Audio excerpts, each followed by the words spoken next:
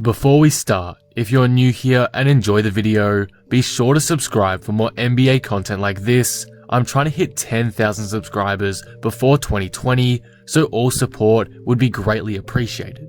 Be sure to drop a like as well, it really does go a long way.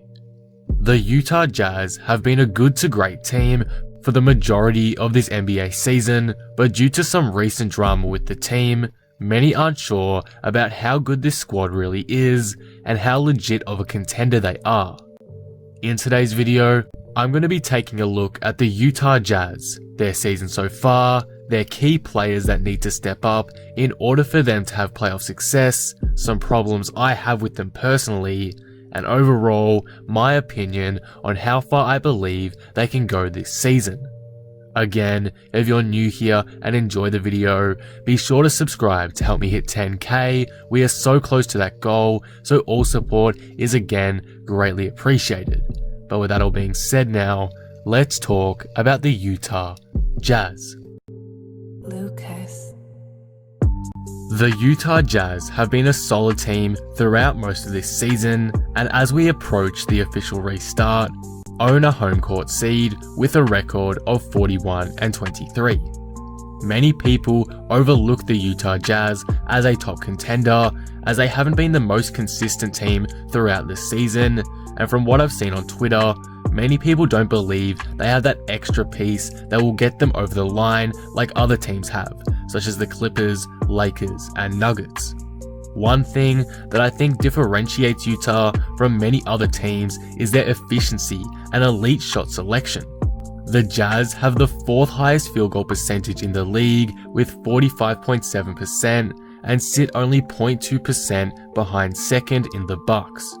One thing that makes the Jazz even better though is out of all the other teams in the top 5 for field goal percentage, they are the only team to also be in the top 5 for 3-point percentage, tied first with the Miami Heat, shooting 38.3% from deep.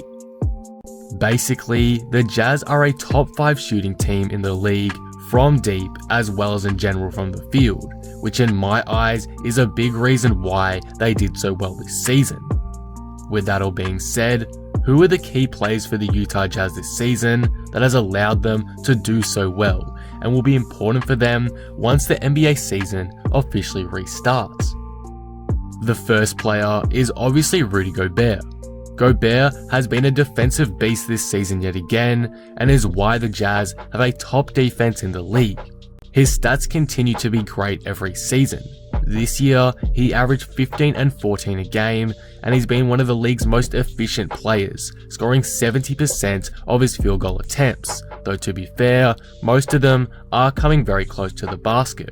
Unfortunately for Gobert, his immature behavior regarding the virus has disrupted the Jazz locker room a lot, and if him and star teammate Donovan Mitchell are unable to put that behind them, I think the Jazz will struggle to find success. If they can move on and forgive each other and go out there trying to win a championship together, then I think Gobert will be very effective, but what he's done has become a huge distraction for his team, so he does need to step up in the restart quite a bit in my opinion. Overall, Gobert's been a cornerstone for the success of Utah this season, and Jazz fans can only hope that the play continues into the playoffs. Donovan Mitchell is the second star on Utah and has improved even more in his 3rd NBA season. He averaged 24.2 points per game this season with 4 rebounds and 4 assists to go along with that, and shot quite efficiently overall, having a 56 true shooting percentage, the best of his career. I'm going to go in more depth on what Mitchell has to prove in a bit, but for now, Mitchell needs to be consistent and more efficient in the upcoming playoffs if the Jazz are to stand a chance. If he can also put his feelings to the side and go play some basketball with his great supporting cast, as I said with Gobert, the Jazz may be a shot, but Mitchell will play a large part in how far they go, so I think we'll just have to wait and see if he lives up to the expectations. One thing that I think makes Utah a legit threat is their supporting cast for their 2 stars. They have guys like Bojan Bogdanovic, an elite 3-point shooter and insane clutch performer, who this season averaged over 20 points a game and shot an incredible 41% from 3, which is just ridiculously good. Bogdanovic has to be one of the more underrated players in the league, and he's been killing it this season for Utah. Utah also has Jordan Clarkson, who's been an elite pickup for them and has been a perfect sixth man. In February, Clarkson averaged close to 18 points per game, and he's generally a consistent scorer and can give you a bucket when needed. Mike Conley has also been a good pickup for Utah, though it didn't seem like it to begin the year. He was very disappointing to start for sure, but he's now found his role on the team and has been exceptional in it, particularly during these practice scrimmages. In my opinion, Conley is probably the biggest X factor for the Jazz. If he plays well, the Jazz are an extremely formidable team to come up against, as they have so many offensive weapons to run through. If he doesn't step up, a lot of the load is on D. Mitch, and as we've seen in previous years, that hasn't worked out great. Luckily, he's starting to get into a hot form, and it's very exciting for Jazz fans to see. Overall, these three guys and others, but these guys in particular, are a big reason why I think the Jazz could do something special, potentially at Disneyland, and they make up one of Utah's biggest strengths. So those are the key players I believe have had the most impact on Utah this season and will be very important for them in the season restart. Before we move on to how far I think they can go, there are a couple of problems I have with this team, and in my opinion, it could prevent them from doing much damage in the later half of this season. Let's address probably the biggest elephant in the room first, and that of course is Donovan Mitchell and Rudy Gobert's rocky relationship. As we all know, due to Gobert's immature actions that caused the NBA to shut down back in March, the relationship between Utah's two stars hasn't been great.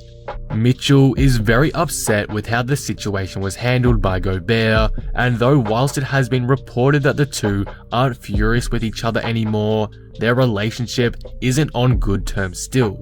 It's more like a tolerance of each other.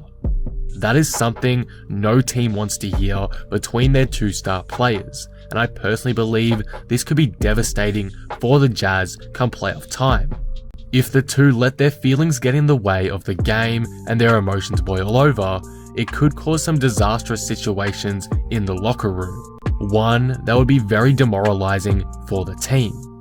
To have this distraction happen at the worst possible time for them would obviously be costly, so Jazz fans have to hope both players keep their cool with each other and focus on the bigger goal, winning an NBA championship. Another issue I have is Donovan Mitchell's poor playoff history. I went over this in my last video, but again, though Donovan Mitchell was amazing in the first round series against OKC back in 2018, ever since he has been shocking in the playoffs.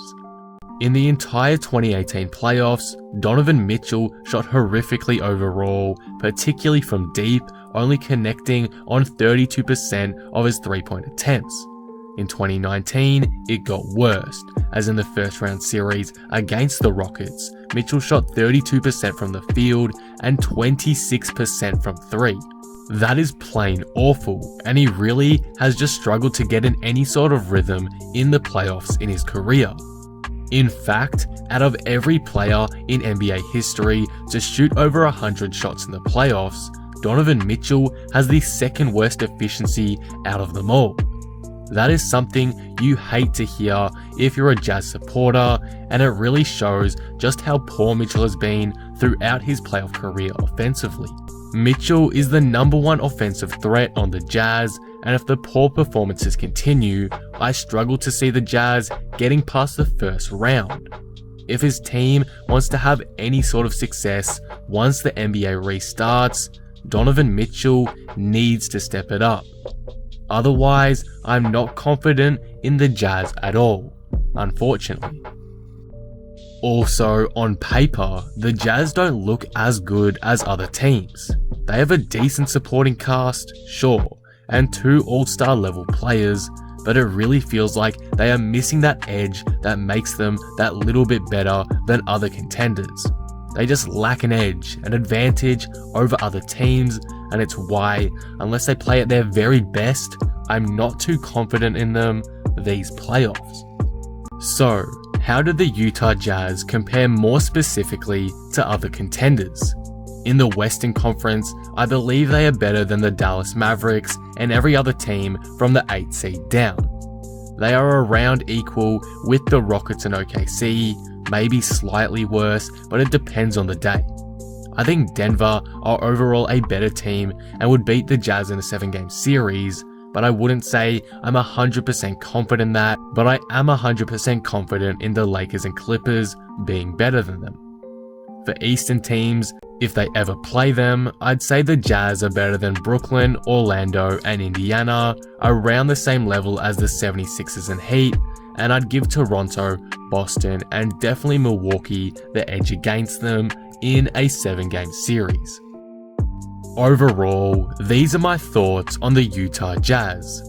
Whilst I do believe the Jazz deserve a bit more attention and could be viewed as a big underdog these playoffs, I do have my doubts with this team. I'm afraid the Gobert-Mitchell drama may become a big distraction for them, and though the supporting cast for guys like Mitchell is great, the main star players need to step up big time.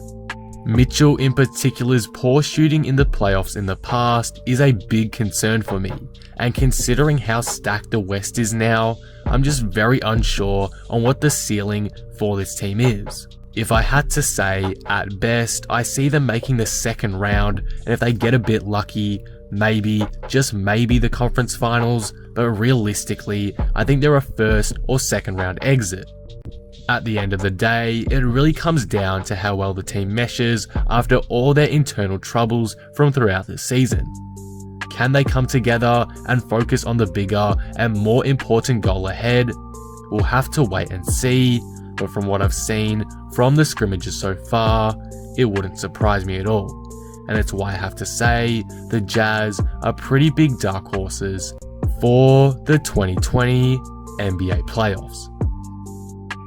And that will conclude the video. What do you guys think of this? Are the Utah Jazz legit title contenders to you, or are they pretenders? How far do you think they'll go in the playoffs this season? Let me know all your thoughts down in the comments below. If you enjoyed the video, be sure to drop it a like and subscribe, but with that being said, I am out. Peace.